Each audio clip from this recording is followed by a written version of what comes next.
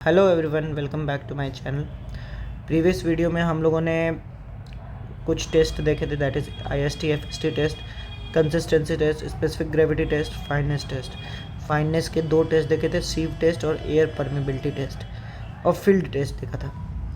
अब आज की वीडियो में हम लोग शुरू करेंगे साउंडनेस टेस्ट से। तो देखिए, साउंडनेस टेस्ट के भी 2 तरीके हैं, ली चैटेलियर एपरेटस की मदद से, that is split cylinder test, या ऑटोक्लेव टेस्ट। ये 2 टेस्ट हैं, ली चैटेलियर टेस्ट या ऑटोक्लेव टेस्ट। ठीक है, 2 टेस्ट। इसमें एक इम्पॉर्टेंट पॉइंट ये है कि जो अनसाउंडनेस होती है वो 2 चीज़ों की वजह से मिलनी होती है। क्या क्या? Lime and magnesia. लाइम और मैग्नीशिया की वजह से अनसाउंडनेस होती है, लाइम और मैग्नीशिया की वजह से। स्प्लिट सिलेंडर टेस्ट जो मेज़र करता है अनसाउंडनेस, ये due to free lime only, केवल फ्री लाइम की वजह से मेज़र करता है। अब यहाँ पे बात आती है कि भैया वाटर कंटेंट पेस्ट बनाना है तो कितने वाटर कंटेंट रख के बनाएं, तो 0.78% ऑफ पी वाटर कंटेंट रहेगा और एक सैंपल हम लोग बनाएंगे। फिर करेंगे क्या? फिर इसको, ये जो देख रहे हैं हम लोग स्प्लिट सिलेंडर, इसमें भर देंगे। इसमें भरने के बाद 24 घंटे के लिए 27 से 32 डिग्री टेम्परेचर पे रख देंगे इन वाटर। ठीक है, apparatus filled with 100 gram cement put in water for 24 hour at 27 degree to 32 degree. फिर देखेंगे कि ये जो डिस्टेंस है इन दोनों आर्म के बीच में डिस्टेंस कितनी है। पहली डिस्टेंस को x मेज़र कर लेंगे, x। फिर अगेन सैंपल को हम लोग वाटर में डालेंगे। इस बार वाटर को बॉयल करेंगे up to certain boiling point तक वाटर को बॉयल करेंगे, और 25 से 30 मिनट तक हम लोग बॉयल करेंगे। उसके बाद 3 घंटे तक कूलिंग करने के लिए छोड़ देंगे। फिर हम लोग नापेंगे वो डिस्टेंस, ये वाली डिस्टेंस फिर नापेंगे। अब यहाँ पे y मेज़र होगा, तो देखेंगे कि कितना हमारा चेंज आ रहा है, y माइनस x कितना चेंज आ रहा है। क्योंकि पहले जो रहा होगा वो बिना फैले रहेगा, ओरिजिनल x। अब कुछ फैल गया होगा बॉयल करने के कारण और हाई टेम्परेचर में रखने के कारण, तो हम लोग चेक करेंगे कि कितना फैला, that is y minus x. और y माइनस एक्स की वैल्यू 10 mm से ज़्यादा नहीं होनी चाहिए। तो पहला टेस्ट तो ये हुआ, और ये किसकी वजह से केवल नाप रहा है? फ्री लाइम की वजह से। ठीक है, एक बार फिर से 0.78% पी मिला के, वाटर कंटेंट मिला के हम लोग सैंपल तैयार करेंगे। सैंपल को हम लोग फिल कर देंगे इस स्प्लिट सिलेंडर में। 27 से 32 डिग्री टेम्परेचर पे हम लोग 24 घंटे के लिए पानी में रखेंगे। फिर जो डिस्टेंस बिटवीन आर्म है उसको मेज़र करेंगे, x। फिर पानी को बॉयल करेंगे 24 घंटे बाद, 25 से 30 मिनट के लिए बॉइलिंग में पानी में रखेंगे। फिर 3 घंटा कूलिंग होने के बाद फिर जो डिस्टेंस आएगा वो y होगा। y माइनस एक्स 10 mm से ज़्यादा नहीं होना चाहिए। दूसरा टेस्ट इसी का है, ऑटोक्लेव टेस्ट। ऑटोक्लेव टेस्ट में क्या करेंगे? वही सेम 0.78% पी से ही सैंपल बनेगा यहाँ पे भी। बस अंतर क्या है कि पहला चीज़ तो ये कि ये लाइम और मैग्नीशिया दोनों की वजह से साउंडनेस को मेज़र करता है। क्या? ऑटोक्लेव लाइम और मैग्नीशिया दोनों की वजह से साउंडनेस को मेज़र करता है। इसमें सैंपल बनाएंगे, एक ब्रिकेट का इस्तेमाल करते हैं जिसका डायमेंशन ये रहता है, मोल्ड ऑफ डायमेंशन, उसको ब्रिकेट बोलते हैं। 285 mm cross 25 mm cross 15 mm। ठीक है, इस ब्रिकेट में हम लोग भरने के बाद एक steam gauge pressure 21 kg/cm² within 1 hour उस पर मेंटेन रखेंगे 3 घंटे के लिए, और फिर उसको कूल करेंगे एट 0.1 Nm/mm²। यहाँ कूल की स्पेलिंग गलत हो गई,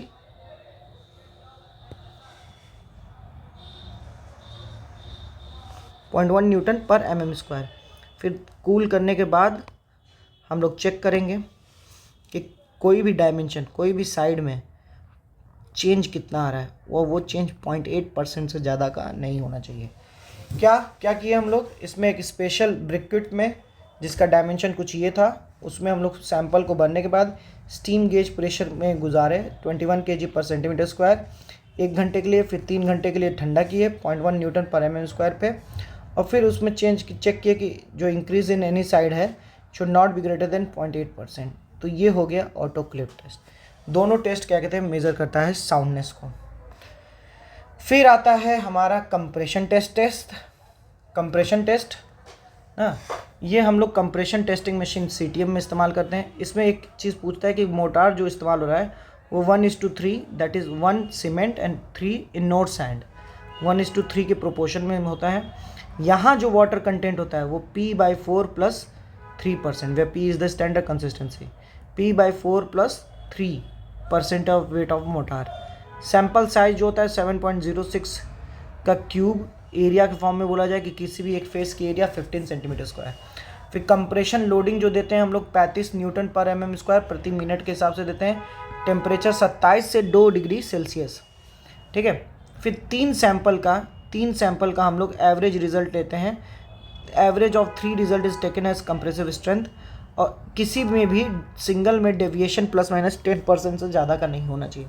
इसका मतलब ये है, मैं यहाँ पे लिख के समझाने की कोशिश करता हूँ कि अगर हमने 3 सैंपल लिखा, मान लेते हैं एक में 300 आया, एक में 309 आया, एक में 312 आया, ऐसे करके आया, तो कुछ जो भी इसका एवरेज आएगा, इस एवरेज से क्या कहते हैं, ये 10% से ज़्यादा नहीं वैरी करना चाहिए, ठीक है, कोई भी सैंपल का इंडिविजुअल रिजल्ट, ठीक है।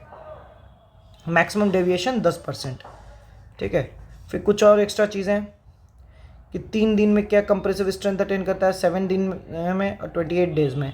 3 डेज़ में लगभग हाफ, 7 डेज़ में 2/3 एंड 28 डेज़ में लगभग 100%। OPC 33 के लिए 16 हाफ, 16.5 के करीब आएगा, लेकिन 16 मान ले रहे हैं। 2/3 22 एंड 100% 33। 43 के लिए 23, 33, 43, ठीक है। 53 के लिए 27, 37, 53 एंड सो ऑन, ठीक है। आगे एक और चीज़ बात करें तो IS 1026-2 इसने OPC को क्लासीफाई किया A to F on the basis of 28 days compressive strength. तो उसको याद करने का तरीका ये है कि बस एक को याद कर लो, A है जो 32.5 से शुरू है, अब इसमें +5 जोड़ दो तो 37.5, फिर अगला 37 से +5 42.5, फिर +5 47.5, फिर +5 52.5 एंड सो ऑन, और यहाँ ABCDEF, ठीक है। तो ये IS 1026 का क्लासिफिकेशन हो गया फॉर। अब अगला टेस्ट है टेंसाइल टेस्ट। टेंसाइल टेस्ट में भी मोटार जो इस्तेमाल होता है 1:3 होता है cement versus इनोर sand, standard sand होता है ये इनोर सैंड। यहाँ वाटर प्रोपोर्शन अलग है, P/5 + 2.5, P/5 + 2.5 weight of water. इसमें अगेन ब्रिकेट इस्तेमाल होता है जिसका साइज 25.4 क्रॉस 25.4 का क्रॉस सेक्शन होता है, और टेंसाइल लोडिंग 3.5 न्यूटन पर mm स्क्वायर प्रति मिनट के हिसाब से दिया जाता है। टेम्परेचर वही है,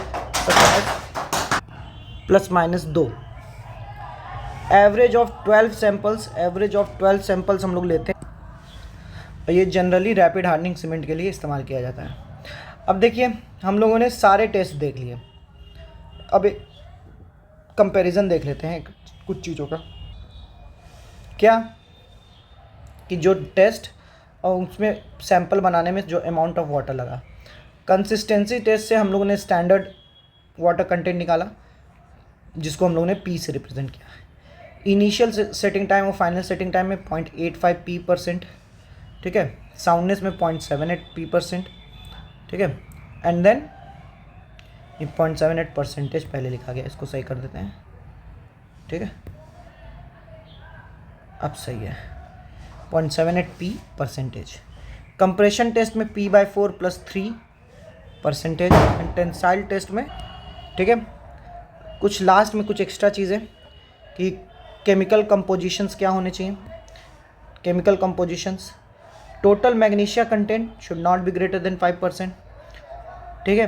total magnesia should not be greater than 5%। Total sulphur content should not be greater than 2.5%। Alumina by iron oxide should not be greater than 0.66%, ठीक है। एल्यूमिनिया ये रेशियो है, alumina is to iron oxide should not greater than 0.66%। Loss on ignition 4% से ज़्यादा नहीं होना चाहिए। Loss on strength on ignition, ठीक है। Total weight of insoluble residue 1.5% से ज़्यादा नहीं होना चाहिए। इसको देखिए बोलते हैं लाइम सैचुरेशन फैक्टर, ठीक है। ये क्या है, CaO -0.7 SO3 upon 2.8 SiO2 plus 1.2 Al2O3 plus 0.65 Fe2O3, इसको लाइम सेचुरेशन फैक्टर कहते हैं। ये 0.66 से कम नहीं होना चाहिए और 1.2 से ज़्यादा नहीं होना चाहिए। दैट मीन्स मैं ये कह सकता हूँ कि ये 0.66 से 1.02 के बीच में होना चाहिए, ठीक है। उसी को दूसरे तरीके से लिखने का तरीका है। So this is all about testing of the cement, ठीक है। हम लोगों ने सारे टेस्ट देख लिए, एक बार मैं क्विक रिवीजन करा दे रहा हूँ बस रिजल्ट क्या होते हैं सारे टेस्टों का। सबसे पहले फाइनेस टेस्ट था। फाइनेस टेस्ट में हम लोग को दो तरीके थे, एक ये सीव, तो OPC के लिए percentage retain should not be greater than 10%। फिर एयर परमिबिलिटी टेस्ट था। Air permeability test specific surface area less than 2250 centimetre square पर ग्राम, ये होना चाहिए। फिर हम लोगों ने देखा अलग अलग सीमेंट के लिए OPC के लिए 10% पर 2250, पोर्टलैंड पुजालेन के लिए 5% 3000, हार्डनिंग रैपिड हार्डनिंग के लिए 5% 3250, हाइड्रोफोबिक के लिए 3500, सल्फेट रेजिस्टेंस के लिए 4000, ठीक है। फिर हम लोगों ने देखा स्पेसिफिक ग्रेविटी टेस्ट OPC का होता है G = 3.15, ली चैटेलियर फ्लास्क इस्तेमाल होता है, ठीक है। कंसिस्टेंसी टेस्ट हम लोगों ने देखा, कंसिस्टेंसी टेस्ट विकेट अपरेटस की मदद से करते हैं, स्टैंडर्ड वाटर कंटेंट निकालते हैं। कंसिस्टेंसी टेस्ट उसमें प्लंजर इस्तेमाल होता है 10 mm डाया, ठीक है। फिर हम लोगों ने देखा initial setting time and final setting time test, उसमें water content 0.85 p%। Initial setting time OPC के लिए कितना आता है 30 मिनट्स, ठीक है। इसमें wicket apparatus with 1 mm square needle है, ठीक है। फाइनल सेटिंग टाइम में देखा हम लोगों ने wicket apparatus with 5 mm annular ring है, नीडल एट द सेंटर, ठीक है। और कितना आना चाहिए OPC के लिए 600 मिनट, दैट इज़ 10 आवर्स, ठीक है। आगे हम लोगों ने देखा यही IST and FST for different cements, OPC के लिए 30 मिनट 600, रैपिड हार्डनिंग के लिए भी 30 minute 600, low heat content cement के लिए 1 hour and 10 hour, high alumina cement के लिए 3.5 to 4 hour, 5 to 5.5 hour, quick setting cement के लिए 5 मिनट 30 मिनट्स, ठीक है। आगे बात करते हैं साउंडनेस टेस्ट का।